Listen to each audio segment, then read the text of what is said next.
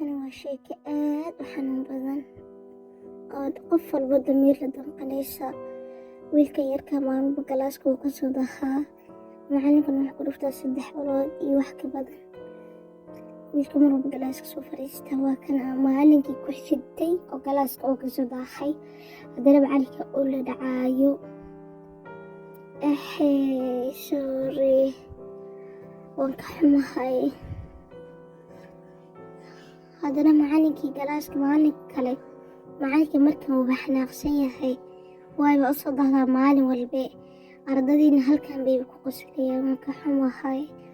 Ilmaha loo dhibriyo, ilmaha loo naxariisto. Macallimiinta ilmaha u naxariistaan, xaalkooda ha wareystaan. Bal arrinta cajiibka oo soo socota baan idinla wadaagaya, waad arki doontaan. Macallinkii bartaana wadda iskaga almiitaynayay, balse waxaa ka hor imaaday wiilkii yarka oo baaskiil wata. Macallinkuu soo dabagalay wiilkii baaskiilkii uu istaajiyey. Kadib waraaqihii uu ka soo dejiyey, joornaatigii wararka lagu soo qoraayay. Xaafaduhu ku turtuuray, xaafaduhu badiyaa. Macallinkii kama harin, waan soo socdaa. Bal ila fiirso waxa dhici doona, arrinkan sida uu noqon doono.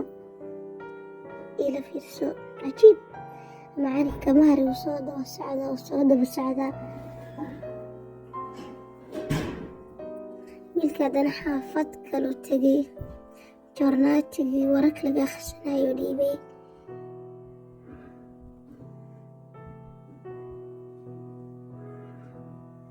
Waan ka xumahay. Maalinkii dambe waa kana, bal fiir wax dhacaya.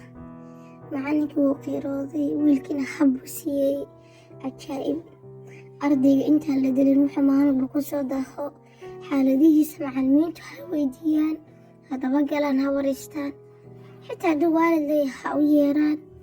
Awlaadda ha loo dhib yareeyo. Carruurta awoodaysa inay celiyaan ma lahan. Carruurta ha loo dhib yareeyo.